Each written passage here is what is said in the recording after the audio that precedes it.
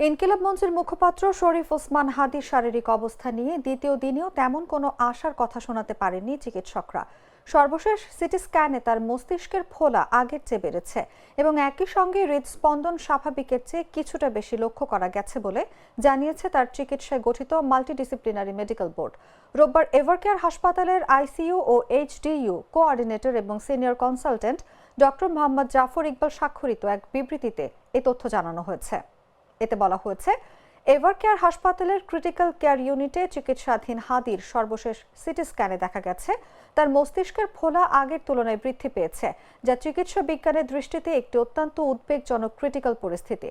Medical board জানায়, গত 12 December Dhaka medical college হাসপাতালে প্রয়োজনীয় সার্জিক্যাল অপারেশন সম্পন্ন হওয়ার পর তাকে উন্নত চিকিৎসা ও নিবিড় পর্যবেক্ষণের জন্য এভারকেয়ার হাসপাতালে স্থানান্তর করা হয়। 14 ডিসেম্বর চিকিৎসার দ্বিতীয় দিনে পুনরায় তার শারীরিক অবস্থা মূল্যায়ন করা হলে মস্তিষ্কে অতিরিক্ত চাপ ও ফোলাজনিত ঝুঁকি স্পষ্ট হয়ে ওঠে।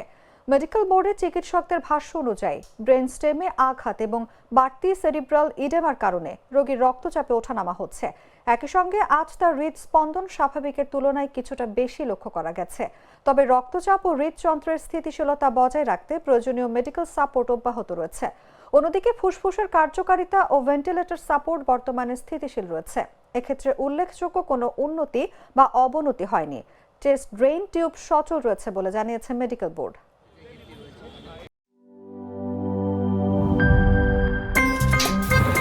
আমার একটা স্মার্ট সিদ্ধান্তে 25% গ্যাসের খরচ কমেছে। ভাবছেন কিভাবে? সাধারণ গ্যাস স্টোভ বদলে আমি এনেছি আরএফএল গ্যাস স্টোভ। এর সাইন্টিফিক নজল ও ব্রাস বার্নার ক্যাপ সমানভাবে তাপ ছড়িয়ে রান্না করে দ্রুত, তাই গ্যাসও বাঁচায় 25%, টাকাও বাঁচে 25%। আরএফএল গ্যাস স্টোভ নিরাপদ ও গ্যাস সাশ্রয়ী।